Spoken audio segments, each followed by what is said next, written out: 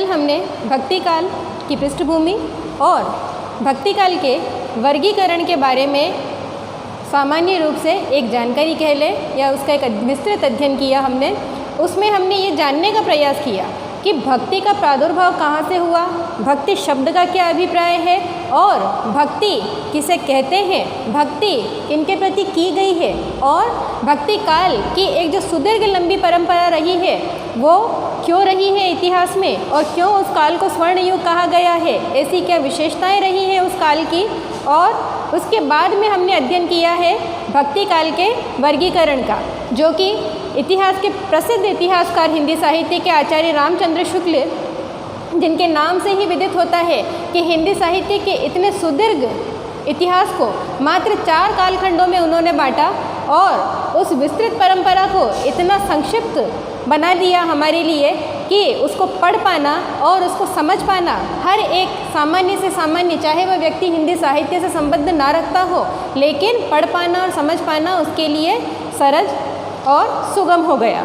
तो आपके सामने भक्ति काव्य का वर्गीकरण यह लिखा हुआ है कि सबसे पहले हमने कल अध्ययन किया कि भक्ति काल का जो सबसे मोटे 2 आधारों पर जो वर्गीकरण किया आचार्य रामचंद्र शुक्ल ने, वो सगुण काव्यधारा और निर्गुण काव्यधारा के आधार पर किया गया।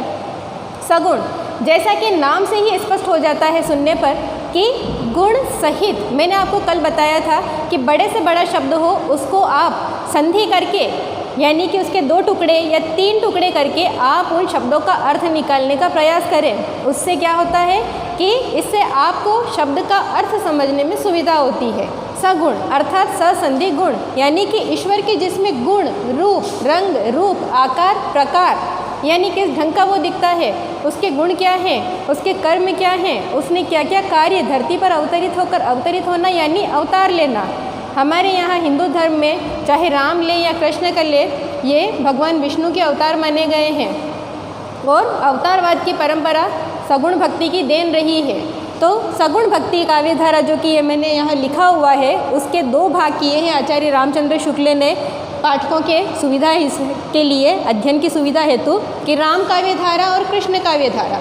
राम काव्यधारा यानी नाम से स्पष्ट है कि भगवान श्री राम की जिसमें पूजा अर्चना और आराधना पर जोर दिया गया, ऐसे राम भक्त कवि, यानी हिंदी के प्रसिद्ध जो राम भक्त काव्यधारा के कवि हुए हैं वो हुए हैं आचार्य तुलसीदास।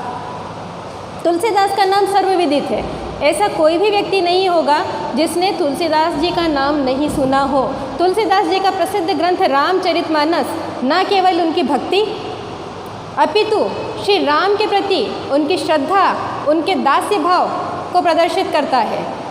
सबसे बड़ी खूबी जो हम देखते हैं, हमें ऐसा लगता है कि तुलसीदास का रामचरितमानस मात्र एक भगवत भक्ति का ग्रंथ है, यानी ईश्वर की भक्ति का ग्रंथ है, लेकिन मात्र ऐसा नहीं है। उसे अगर कहा जाए तो एक भक्त का निवेदन है श्री राम से कि मुझे इस संसार के भवसागर से आप पार लगा दीजिए। वो कैसे कह सकते हैं कि तुलसीदास ने जो अपनी भक्ति की है, वो तुलसीदास की भक्ति की एक विशेषता रही है कि उन्होंने दास्य भाव की भक्ति की। अब आपके मन में ये विचार आएगा कि दास्य भाव किसे कहा जाता है। भक्ति तो सामान्य सभी करते हैं, हम भी पूजा करते हैं, मंदिरों में जाते हैं, तो भक्ति तो हम भी कर रहे हैं, लेकिन दास्य भाव की भक्ति क्यों उनको अलग रूप में दर्शाया गया कि तुलसीदास की भक्ति कैसी रही है? दास्य भाव की भक्ति। दास्य भाव की भक्ति यानी अपने आप को दास समझकर स्वयं को अपने प्रभु या अपने आराध्य के चरणों में समर्पित कर देना कि मैं आपसे उत्पन्न हुआ हूँ और जब तक मेरी सांसें चल रही है मैं आपको समर्पित हूँ और मैं चाहता हूँ कि जब मेरा अंतिम क्षण हो, मेरी मृत्यु आए, तब भी मैं आपके चरण वंदना करते हुए ही मोक्ष की प्राप्ति कर जाऊँ और आपके पास मेरी आत्मा आ जाए और आपकी आत्मा में विलीन हो जाए। इस मुक्ति की कामना से और खुद को दास मानते हुए जो भक्ति की जाती है, यानी प्रभु श्री राम को उन्होंने अपना राजा माना, अपना मालिक माना और तुलसीदास ने स्वयं को उनका चाकर अर्थात नौकर समझ लिया था कि मैं दास हूँ और आप राजा हैं और आप ही को मेरा उद्धार करना है। इस मुक्ति की कामना से तुलसीदास जी ने ये ग्रंथ लिखे। उनके प्रसिद्ध ग्रंथ रहे हैं रामचंद्रिका। रामचंद्रिका उन्होंने अवधी भाषा में लिखी। तुलसीदास जी के जन्म स्थान के बारे में कहा जाता है कि ऐसा है कि वो कहीं पर उनके लिए राजापुर, कहीं पर सोरो गांव, कहीं पर सूकर क्षेत्र उल्लेखित आता है। ये सब अवध के क्षेत्र माने गए हैं, भगवान श्री राम की जन्मस्थली से संबंधित क्षेत्र माने गए हैं। लेकिन इसमें भी एक मूल बात ये आती है कि तुलसीदास को अवधी भाषा और ब्रज भाषा दोनों का पर्याप्त रूप से ज्ञान था। ऐसा नहीं था कि रामचरितमानस उन्होंने अवधी में लिखी तो उन्हें ब्रज का ज्ञान नहीं था। उनकी विनय पत्रिका, एक अन्य रचना का मैं उल्लेख कर रही हूँ, विनय पत्रिका जैसा ग्रंथ उन्होंने लिखा।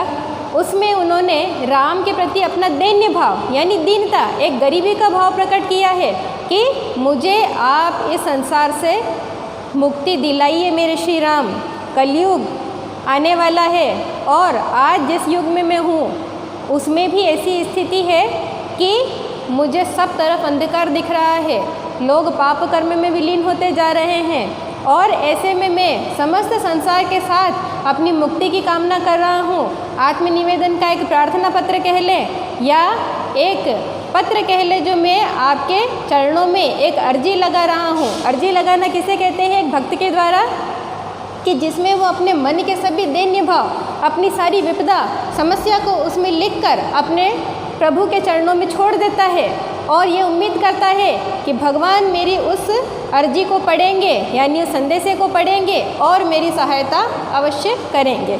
तो यानी कि राम काव्य धारा के जो कवि हुए हैं उसमें तुलसीदास जी सबसे प्रसिद्ध कवि हुए हैं। अवधी भाषा के रचनाकार थे मूल रूप से। और आपको ये ध्यान रखना है कि राम काव्य धारा में जितने भी ग्रंथ लिखे गए हैं वो मूल रूप से अवधी भाषा में लिखे गए हैं। और राम काव्य में जो काव्य लिखे गए हैं राम काव्य धारा के अंतर्गत, उसकी एक सबसे बड़ी खूबी ये है कि वो ज़्यादा से ज़्यादा प्रबंध काव्य लिखे गए हैं। अब आपके सामने सबसे बड़ी बात ये आ जाती है कि प्रबंध काव्य किसे कहा जाता है? प्रबंध काव्य वह काव्य होता है जो बहुत विस्तृत होता है, कई सर्गों और खंडों में विभक्त होता है, यानी उसकी एक संक्षिप्त कथा नहीं होती है, वो अलग अलग खंडों में विभक्त होता है। उसके 1 से लेकर 10 तक या 10 से लेकर 20 या 25 तक खंड पाए जा सकते हैं। उसमें उसकी कथा शनै शनै यानी धीरे धीरे विस्तार पाती है, प्रारंभ, कथा का मध्य और कथा का अंत। और सबसे बड़ी खूबी उसकी ये होती है कि कथा का जो भी चरित्र नायक होगा, चरित्र नायक यानी मुख्य चरित्र, जैसा कि आप फिल्में देखते हैं या कोई धारावाहिक देखते हैं, उसमें उसका जो मेन जो मुख्य जो कलाकार होता है, जो नायक होता है, वैसे ही इन प्रबंध काव्यों में जो चरित्र नायक होता है यानी इसका जो मुख्य पात्र होता है, उसी के नाम पर प्रबंध काव्य का नाम रखा जाता है। रामचरितमानस जैसा नाम से स्पष्ट है कि एक प्रबंध काव्य की परंपरा का काव्य है, इसीलिए भगवान श्री राम को समर्पित करते हुए और अपने श्रद्धा के सुमन उनके चरणों में अर्पित करते हुए तुलसीदास जी ने एक बड़ा प्रबंध काव्य लिखा रामचरितमानस और श्री राम को समर्पित कर दिया। इसका एक अन्य उदाहरण आप ऐसे भी देख सकते हैं कि जो आपकी ज्ञानाश्रयी और प्रेमाश्रयी दो जो शाखाएं चलती है निर्गुण काव्यधारा के अंतर्गत, उसमें जो सूफ़ी कवि जो थे जिनका मैंने कल उल्लेख किया था, आपको अध्ययन कराया था उसका, कि जो सूफ़ी कवि हुए थे पद्मावत, जो मलिक मोहम्मद जैसी द्वारा लिखा गया एक प्रसिद्ध प्रेमाख्यानक काव्य है, वो जो लिखे गए हैं वो सूफ़ी काव्य भी प्रबंध काव्य की परंपरा में लिखे गए। इसीलिए कहीं ना कहीं जाकर प्रबंध काव्यों का परिचय इस प्रकार मिलता है या उसकी पहचान इस तरह की जा सकती है कि वह एक से अनेक खंडों में बटा होगा, उसके एक एक अध्याय के अलग अलग नाम रखे जाते हैं। मंगलाचरण से प्रारंभ करता है कवि, फिर उसके बाद में मंगलाचरण अर्थात मंगल गीत के द्वारा, यानी जिस भी ईश्वर को वो मानता है, या हिंदू धर्म में सबसे पहले किसकी पूजा की जाती है? किसी भी शुभ कार्य के पहले भगवान श्री गणेश की, तो भगवान श्री गणेश की वंदना की जाती है। फिर बुद्धि की देवी माँ शारदे की वंदना की जाती है और फिर उसके बाद में जाकर वो जिस भी आराध्य के प्रति या जिनके चरणों में वो चरित काव्य या प्रबंध काव्य प्रस्तुत करना चाह रहे हैं, फिर उनके बारे में वो लेखक या कवि लिखना प्रारंभ कर देते हैं। तो यहाँ तक आपको ये समझ में आ गया है कि प्रबंध काव्य किसे कहते हैं। राम काव्य धारा में प्रबंध काव्य लिखे गए, ये इसकी मूल प्रवृत्तियाँ हैं। प्रवृत्तियाँ अर्थात उस काल में या उस काव्य धारा की मूल प्रवृत्तियाँ यानी प्रवृत्त होने वाली तियाँ, यानी मुख्य विशेषताएं, जिन्हें हम मुख्य विशेषताएं कहते हैं, वही मूल प्रवृत्तियां कहलाती है। अगर आपसे पूछा जाए कि भक्ति काल की मूल प्रवृत्तियां क्या हैं या भक्ति काल की मूल विशेषताएं क्या हैं, आपको दोनों में अंतर समझने की ज़रूरत नहीं है। दोनों में आपको एक ही जवाब देना होगा और एक ही बात को रखना होगा कि भक्ति काल की मूल प्रवृत्तियाँ ये हैं, वही भक्ति काल की मूल विशेषताएं हैं। तो यहाँ हमने बात की, सबसे पहले राम काव्य धारा का पहला बिंदु आता है राम का लोक रक्षक रूप। लोक रक्षक, लोक रक्षक से आप क्या समझते हैं? लोक अर्थात संसार, रक्षक यानी संसार की रक्षा करने वाला। तो जिस प्रबंध काव्य में यानी राम काव्य धारा में लिखे गए प्रबंध काव्य जो राम के चरित्र पर आधारित है, उसमें राम का कौन सा रूप प्रकट हुआ है? उसमें राम का लोक रक्षक रूप प्रकट हुआ है, यानी संसार की रक्षा करने वाला। संसार की जो रक्षा कर सके उसी को हम परमात्मा मानते हैं, उसी को हम परमात्मा मानते हैं। और राम का लोक रक्षक रूप प्रकट हुआ कि अपने भक्तों को याद करने पर, भक्त जब भी उन्हें पुकारते हैं, पीड़ा में होते हैं, पीड़ित होते हैं, कष्ट पाते हैं, और अपने मन से जब वे श्री राम का नाम स्मरण करते हैं तो राम उनकी रक्षा के लिए तत्पर रहते हैं और वे प्रकट होते हैं और धरती पर किसी न किसी रूप में अवतार लेते हैं। फिर दूसरा बिंदु आता है आपका दास्य भक्ति।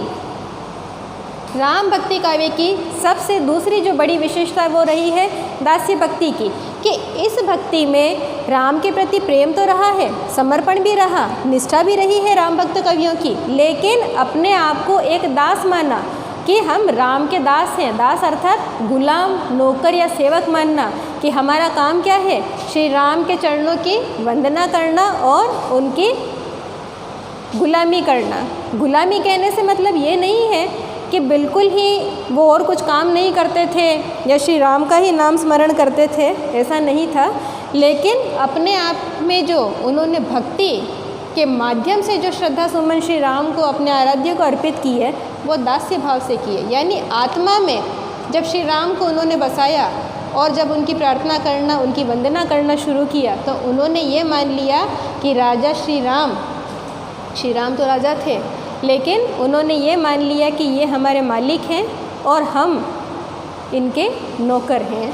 और नौकर अगर पीड़ित हैं और पीड़ा में हैं तो अपने मालिक से ही प्रार्थना करेगा और मालिक को उसके लिए तत्पर उपस्थित होना पड़ेगा।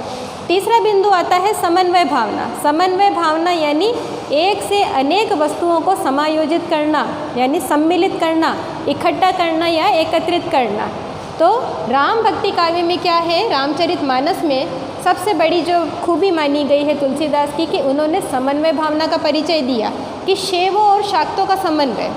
शैव अर्थात शिव धर्म को मानने वाले, शाक्तों यानी क्षत्रिय, शाक्त यानी वे लोग जो देवी उपासक थे। क्षत्रिय लोग राम या कृष्ण को नहीं मानते थे, वे शुरू से ही, प्रारंभ से ही देवी उपासक रहे हैं।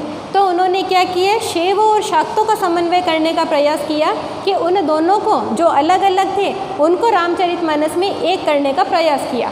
उसके बाद में आता है शैवों और वैष्णवों का समन्वय, यानी दुर्गा के रूप को मानने वाले देवी उपासक शैव और विष्णु अवतार को मानने वाले वैष्णवों का समायोजन उन्होंने अपने रामचरितमानस के अंतर्गत किया। यानी मूल रूप से ये कह सकते हैं कि तुलसीदास ने एक सामंजस्य, एक एकता का भाव उपस्थित करने का प्रयास किया।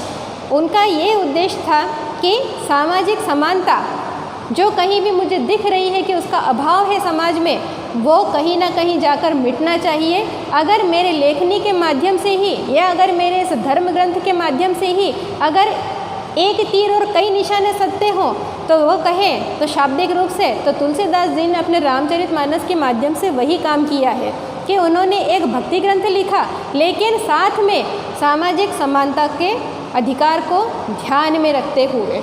उसी तरह से उन्होंने क्या किया? ज्ञान और भक्ति का समन्वय किया। ज्ञान की जहाँ बात आ जाती है तो ज्ञान कैसा? ज्ञान सिर्फ शास्त्र आधारित पंडितों वाला ज्ञान नहीं कि पोथियाँ पढ़ ली या आपने कोई उपनिषद पढ़ लिए या ग्रंथ पढ़ लिए। उस समय भक्ति की दो शाखाएं बटी थी, सगुण और निर्गुण। उसमें क्या था कि सगुण जो थे वो एक बंधी बंधाई परिपाटी पर चलते थे, और निर्गुण जो थे वो मैंने कल ही आपको कहा था कि निर्गुण वर्ग में वे लोग आए हैं, उन्होंने उस भक्ति को स्वीकार किया जो निरक्षर थे, अल्पशिक्षित थे, या जिन्हें भक्ति के अधिकार से वंचित किया जाता था, वंचित वर्ग के थे। क्यों थे?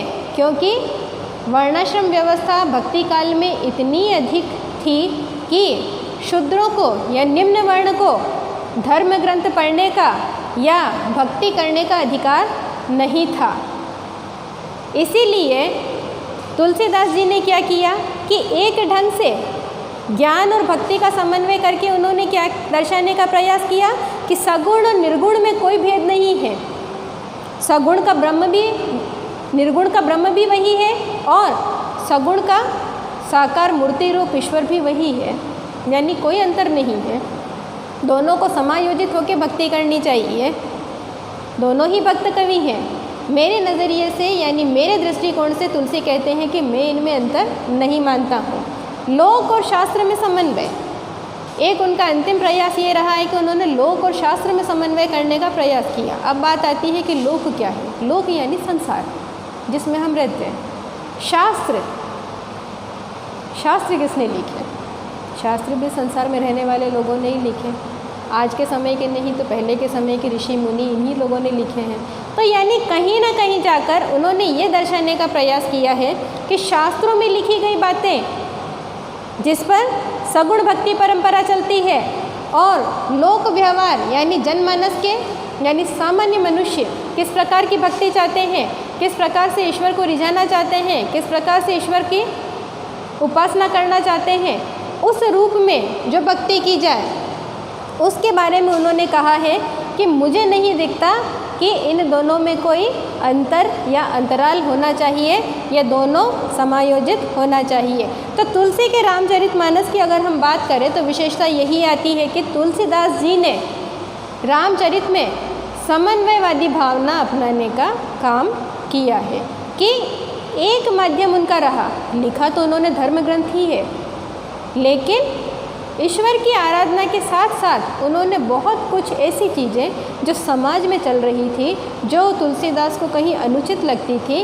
उस पर तुलसीदास ने सोचा कि क्यों ना मैं अपने इस ग्रंथ के माध्यम से लोगों में ये चेतना जगाने का प्रयास करूं, जो काम कबीरदास जी ने भी किया था निर्गुण धारा में।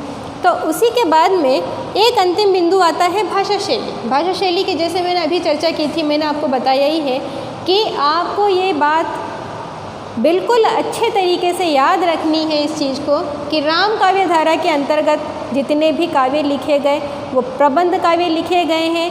प्रबंध काव्य अर्थात चरित्र काव्य, यानी किसी के चरित्र को आधार बनाकर लिखे गए। नायक प्रधान हो सकता है, नायिका प्रधान हो सकती है, उसका चरित्र कैसा रहा उस चरित्र को आधार मानकर वो काव्य लिखा जाएगा। प्रबंध काव्य की पहचान कैसे करेंगे? चरित्र प्रधान उसका नाम होगा, यानी नायक या नायिका के नाम पर उस ग्रंथ का नाम होगा। दूसरा, उस ग्रंथ में क्या होगा? कथा तो एक होगी, लेकिन उस कथा को क्या किया जाएगा? कई खंडों में विभक्त किया जाएगा। 1 से 10 खंड हो सकते हैं, 1 से 15 खंड हो सकते हैं, 1 से 20, 25 जितने चाहें खंड उसमें हो सकते हैं। उसमें पूरी कथा समायोजित मिलेगी। हर खंड का एक अलग अलग नाम रखा गया होगा।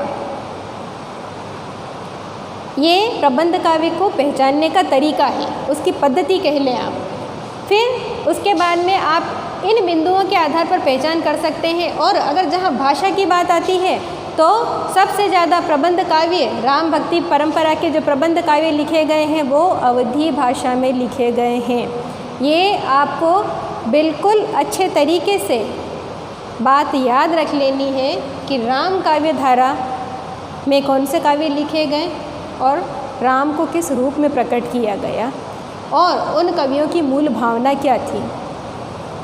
प्रबंध काव्य लिखे गए राम भक्ति परंपरा में। दूसरा, आप याद रखेंगे उसमें कि राम का लोक रक्षक रूप प्रकट हुआ है, यानी जब जब संसार पे संकट आएगा राम अवतार लेंगे और संसारी जनों के कष्टों को हरेंगे। राम का लोक रक्षक रूप। दास्य भक्ति, यानी राम काव्य परंपरा में जितने भी भक्त कवि हुए हैं, राम की भक्ति किस रूप में की? एक दास के रूप में, एक नौकर के रूप में, एक सेवक के रूप में की है। समन्वय भावना, यानी उन्होंने सगुण और निर्गुण भक्ति को एक तरह से मिलाने का प्रयास किया था। तुलसीदास के बारे में एक प्रसिद्ध है, एक किंवदंती कह लें या मैंने कहीं पहले पढ़ा था, उसका मैं एक संदर्भ दे रही हूँ आपको, कि तुलसीदास जी के बारे में कहा जाता है कि तुलसीदास एक ऐसे कवि थे जिन्होंने सगुण और निर्गुण दोनों परंपराओं को वे साथ में लेकर चले। उन्होंने निर्गुण ब्रह्म की कभी निंदा नहीं की है। सगुण ब्रह्म के उपासक थे, लेकिन निर्गुण ब्रह्म की निंदा भी तुलसीदास ने नहीं की। क्यों? क्योंकि तुलसीदास की समन्वयवादी भावना थी। अब आप यहाँ जाकर स्पष्ट रूप से समझ गए होंगे कि समन्वयवादी भावना किसे कहते हैं। यानी एक परंपरा का कवि होकर भी अगर दूसरी परंपरा को भी, जो परंपरा उसके पूरक है, उस परंपरा को भी साथ में लेकर चल रहा है कि तुलसीदास के लिए राम का लोक रक्षक रूप यानी सगुण रूप भी मान रहा है और निर्गुण ब्रह्म को भी स्वीकार कर रहा है, उसी रूप में लेकर तुलसीदास ने राम की आराधना की है। भाषा शैली की बात करें तो आपको सामान्य रूप से ये याद रखना है कि भाषा इनकी अवधि रही है और शैली इनके प्रबंध में ये लिखते हैं। आज के लिए बस इतना ही। कल हम कृष्ण काव्य धारा के बारे में अध्ययन करेंगे। धन्यवाद।